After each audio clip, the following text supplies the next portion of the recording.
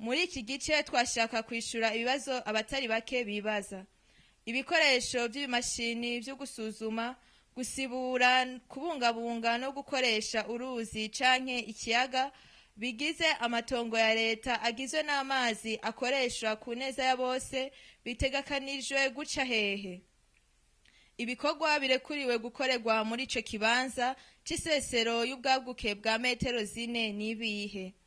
Ku nyubako canke ibiterwa bisanzwe bihari imbere y'iri tegeko hategekanijwe iki? Amatongo y'abigenga arashobora kubuza yuko umuntu ashika ku matongo ya leta akoresha ku neza ya bose agizwe n'amazi?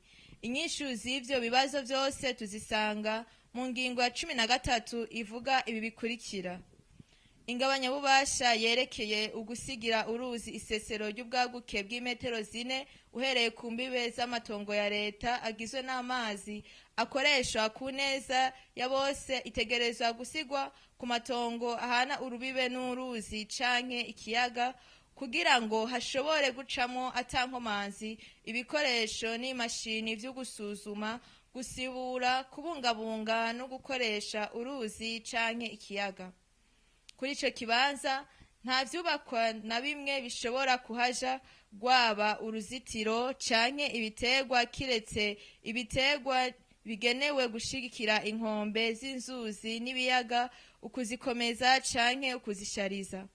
Umuzibukiro ushingwa nk'uko bigirwa mu bijanye no gusohora abantu kubera ineza ya bose urategekanijwe ku bikorwa vyose vyatunganijwe imbere y'uko iri bwirizwa rija mu ngiro, kiretse ku biterwa bijana n'ibihe vy'umwaka bishobora gukurwaho bimaze kwamurwa canke gusoromwa. Amatongo y'abigenga umuntu ategerezwa gucamo kugira ashike mu matongo ya leta agizwe n'amazi akoresha ku neza ya bose arashigwaho ingabanyabubasha y'inzira ishikana kuri ayo matongo.